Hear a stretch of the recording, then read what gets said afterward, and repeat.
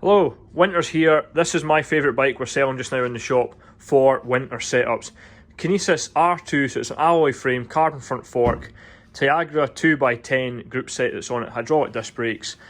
Honestly, it's 32mm tyres is a big thing for me. Southwest Scotland, you need some proper comfy tyres to ride about the back roads with. The mud guards that I've got on this now, I've just fitted them.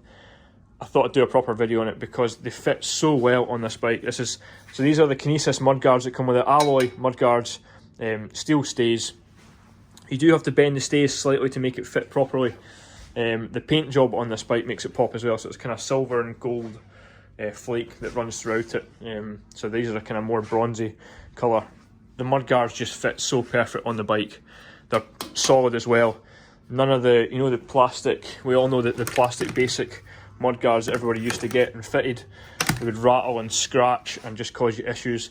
So the tyres that are on this just now, on the Alex rims, they're 32mm tyres and they're physically sitting on it width-wise, they're sitting at 32.5mm width at the widest point. So really happy with the way they're sitting on the bike. Super comfortable tyre setup. I'd maybe go for some slightly more aggressive tyres. This is Grand Sports that are on it now. Put some more aggressive ones on it for the dirty back country roads here in Scotland.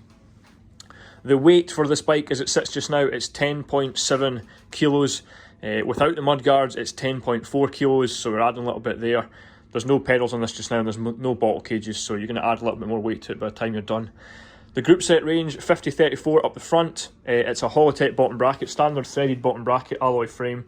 Just proper. This bike will last the test of time. You're not dealing with press fit bottom brackets, there's no major issues, everything's standard. 11-34 rear cassette on it as well.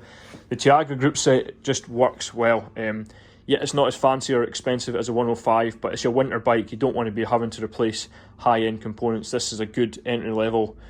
But the winter bike, price point, just shy of £1,700, you can't go wrong with it. The disc brakes that come with it, hydraulic disc brakes, they're so some of the cheaper models and some of the Kona bikes that we sell in the shop, these are resin only rotors, but with the Kinesis they've given you sintered rotors with sintered pads straight out the box. Proper braking power with them. You're not going to have any issues with basic resin pads through the winter months.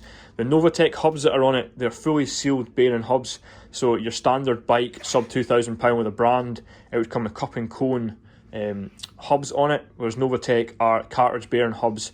That means that when you do have to replace the hub bearings, you replace all the wearing surfaces in them, and it's like having a new set of hubs once they've been serviced. Whereas with cup and cone, the cheaper type of hub from Shimano or the likes, you can replace the bearings and re-grease as much as you want, but it's still going to have a worn surface that the bearings run on, so your wheels still sound rough. They're quite a high tension wheel on this as well, so I'm quite happy. Thumbs up from me with the wheels on this bike.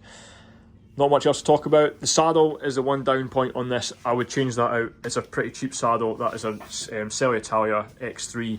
It's like solid plastic throughout. It's Bobby Basic. I would change that. You've probably already got your favourite saddle. If you're looking at winter bikes, you've already got a favourite saddle that you run with. With the option with these mud guards, you do have an extra bolt hole off the back here, and the packaging I've got left on my desk. So you can cut that out and it gives yourself just that extra bit of water protection for if you're not wearing overshoes. You just put that extra bit of flap off the back there. It does come with all the bolts and fittings to fit it to these bikes. Really good setup for me. I've really enjoyed building this bike. We've sold a few already through the shop. This is a large that I've got in the jig just now, so the large one measures, we've got 53 centimetres to the top tube of the bike, so bottom bracket centre to top tube 54 I've measured. It's marked down as a large, and up to the top of the collar here I've got 57.5. Yeah, this would be ideal. I'm 5'10", so this bike here would suit me perfect. 5'11". If you get to 6 foot, you're probably looking at trying to get an XL for this. Thanks for watching.